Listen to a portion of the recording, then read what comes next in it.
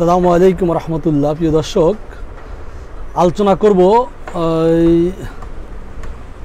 কারাগার থেকে 57 বাংলাদেশিকে ক্ষমা করলো দুবাই, এই বিষয়টা নিয়ে আলোচনা করব। তার আগে আমরা একটা ভিডিও দেখে আসি, একটা ভিডিও ক্লিপের অংশ আমরা একটু দেখে আসি।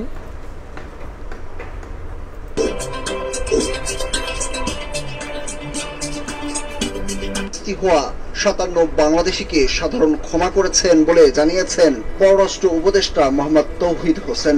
মঙ্গলবার বিকেলে পররাষ্ট্র মন্ত্রণালয়ে সাংবাদিকদের মুখোমুখি হয়ে একথা বলেন তিনি।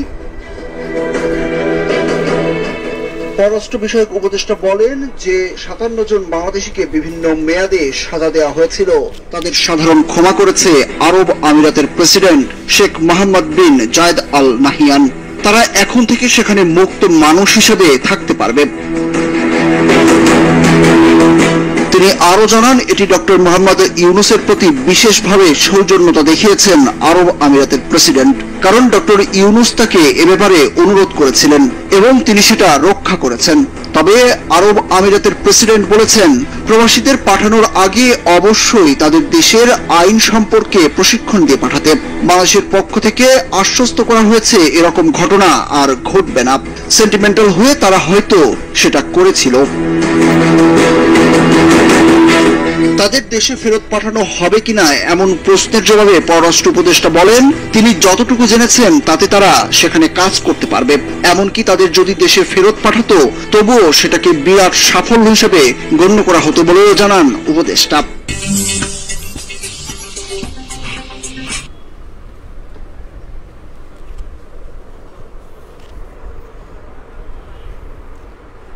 তো ঠিক আপনারা নিউজটা দেখলেন আর কি। তো এই বিষয়টা নিয়ে আলোচনা করতেছি এই জন্য যে আসলে আমাদের দেশের রাজনৈতিক প্রক্রিয়া আর এই বিশেষ করে মিডল ইস্টের রাজনৈতিক প্রক্রিয়াটা একটু ভিন্ন, মানে খুবই তফাৎ।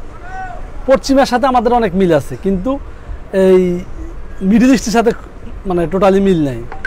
যেমন আমাদের সংবিধান আমাদেরকে সভা সমাবেশ মিছিল মিটিং সেমিনার করার অধিকার দিয়েছে, এটা বাংলাদেশের সংবিধানই, বিশেষ করে গণতান্ত্রিক রাষ্ট্রগুলোর সংবিধান এটা অ্যালাউ করে।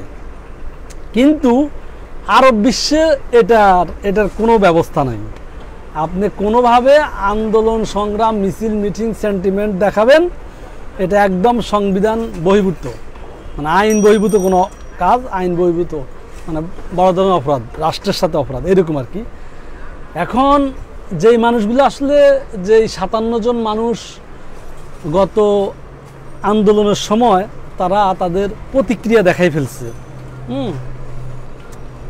এটা আসলে তাদের জন্মগত একটা এই জেনেটিক ব্যাপার, জেনেটিক অভ্যাস তাদের। কারণ এই বাংলার মাটিতেই তো, বাংলার আলো বাতাসেই তো তারা বেড়ে উঠছে। তারা আসলে মুহূর্তের জন্য ভুলে গেছিল যে আমি কিন্তু মিডল ইস্টে আছি। মানে এটা কিন্তু দেশপ্রেমের একটা নজির ভাই, খুব খেয়াল করবেন। মানে সে জানতো, সে কিন্তু এটা জানে যে এই দেশে আমি কোনো রকম মিছিল মিটিং করতে গেলে আমাকে জেলে যেতে হবে, কিন্তু নিজ মাতৃভূমির মানুষের বিপদের সময়, নিজ মাতৃভূমির এই ছাত্রদের বুকে গুলি চালানোর সময় তারা ঠিক থাকতে পারেনি। তাদের অবস্থান তারা ভুলে গেছে, তারা সংঘবদ্ধ হয়ে রাজপথে নেমে গেছে। কিসের আইন, কিসের কি, মানে এটা অন্যতম একটা দেশপ্রেমের দৃষ্টান্ত আমার কাছে মনে হয়। তো যাই হোক, দেশপ্রেম দেখান আর আপনি সেন্টিমেন্ট দেখান আর ইমোশন দেখান, যাই দেখান না কেন, ওই দেশের রাষ্ট্রীয় আইনে আপনি অপরাধী, করাপ্টেড। আপনি দেখেছেন এটাকে নিয়ে কিন্তু বর্তমান গত সরকার মানে গত ফ্যাসিবাদ সরকার কিন্তু কটাক্ষ করেছিল যে ওই যে ইউরোপ এই মিডল ইস্টে তারা আন্দোলন করেছে, এখন জেলে আছে। ভাই, আল্লাহ যদি কাউকে উঠায়, আল্লাহ যদি বাঁচায়, কেউ মারতে পারে না। তারাও নিজেরাও কল্পনা করতে পারেনি যে যে অপরাধে আমাদেরকে সাজা হয়েছে এই মিডল ইস্টে, আমরা কোনোভাবে এই সাজা প্রত্যাহার পাবো, এটা তারাও কখনো ভাবতে পারেনি। যাক, আলহামদুলিল্লাহ, মানে পরিস্থিতির পরিবর্তন হয়েছে। আর ডক্টর ইউনূসের সফলতা লিখছি এই জন্য, আমি এটা বিশ্বাস করি এবং এটা আমার মনে হয় যে এই যদি অন্য কোনো সরকার, মানে আপনি ধরে নেন শেখ হাসিনা বা খালেদা জিয়ার সরকার যদি থাকতো এবং যদি তারা যদি এই ছাত্রদের পক্ষেও কাজ করত, এই ছাত্রদেরকে এই শ্রমিকদেরকে, এই প্রবাসীদের পক্ষেও যদি কাজ করতো, তাতেও এই প্রবাসীরা ওখান থেকে মুক্তি পাইতো কিনা আমার সন্দেহ আছে। মানে ওই দেশের সরকার, মানে এই দেশের সরকারগুলোর কথা এইভাবে শুনতেন বলে আমার মনে হয় না।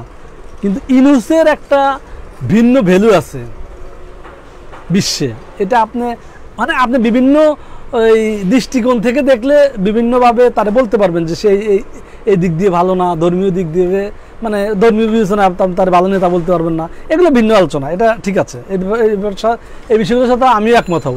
কিন্তু বাংলাদেশের প্রধানমন্ত্রী হাসিনা খালেদাকে পৃথিবীতে যত মানুষ না চিনে, ডক্টর ইউনূসকে এত বেশি মানুষ চিনে। এবং বাংলাদেশের প্রধানমন্ত্রীদেরকে তো এই দেশের প্রধানমন্ত্রী মানুষের ভোটে নির্বাচিত হওয়ার কারণে বা সরকার গঠন করার কারণে বহির্বিশ্বের কোনো দেশ চিনছে। ডক্টর ইউনূসকে কিন্তু এই দেশের ওই রাষ্ট্রের প্রতিনিধিত্ব হয়ে যায় চিনে নাই। সে তার ব্যক্তিগত কর্মকাণ্ডে উজ্জীবিত, ব্যক্তিগত কর্মকাণ্ডেই আলোকিত, সে আলোতেই তাকে পৃথিবীর মানুষ চিনছে।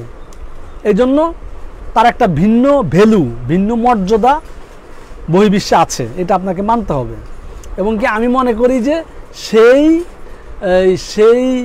তার ভিন্ন পরিচিতির একটা ফলাফল বাংলাদেশের এই প্রবাসী ভাইরা পেলেন।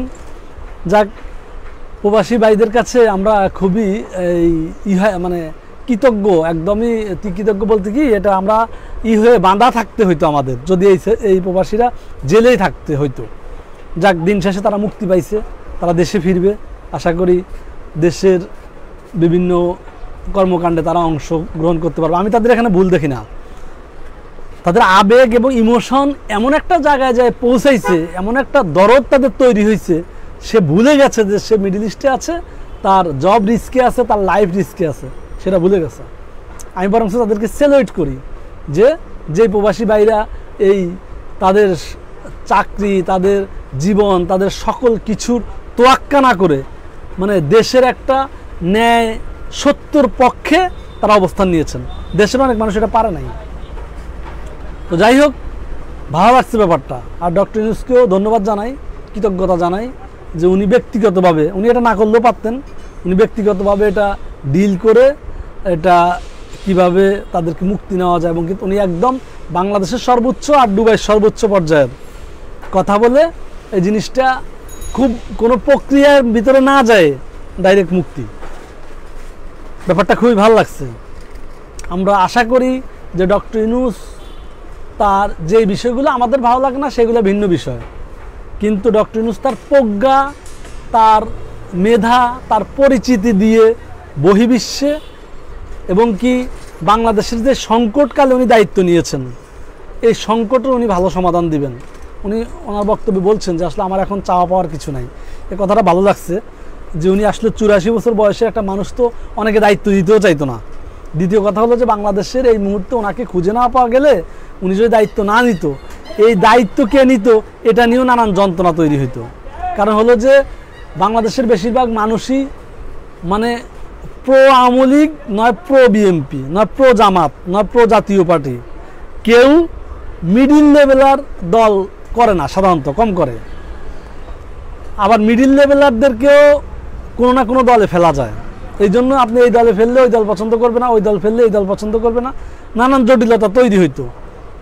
তো উনি এসে দায়িত্বটা নেওয়ার কারণে অনেক জটিলতায় নিরসন হয়েছে, এবং ওনার প্রজ্ঞা, ওনার পরিচিতি, ওনার দক্ষতা দিয়ে আশা করি বিশ্বে বাংলাদেশের গত 17 বছরে এক নাগাড়ে একটা স্বৈরাচার সরকার থাকার কারণে বাংলাদেশের দিক থেকে বহির্বিশ্বের অনেক গুরুত্বপূর্ণ রাষ্ট্র মুখ ফিরিয়ে নিয়েছে।